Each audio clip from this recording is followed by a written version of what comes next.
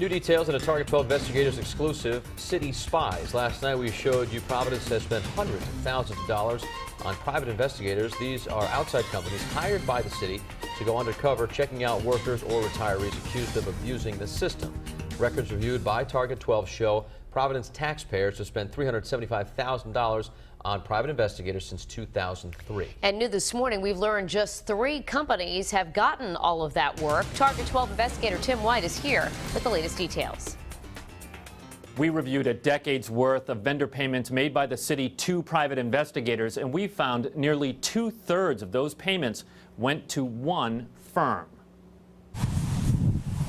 Since 2011 alone, Providence has hired a private investigator 80 times. Providence Public Safety Commissioner Stephen Perry says they use them to follow workers who have a pattern of calling out sick or who say they're hurt when the city suspects they're not.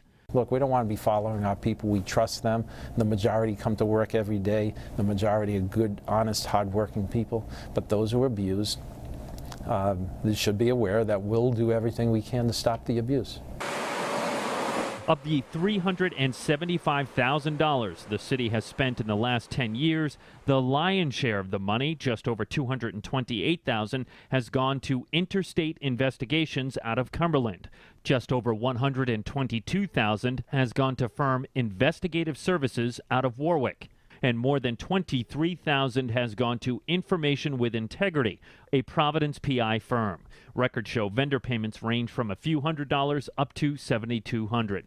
Perry says it's money well spent because it sends the message wrongdoing won't be tolerated. But Paul Dowdy, the head of the Providence Firefighters Union, says his experience shows the city doesn't get its bang for the buck. Throughout all of those investigations, only a handful ever came to fruition. So that's a lot of money that was spent with no return.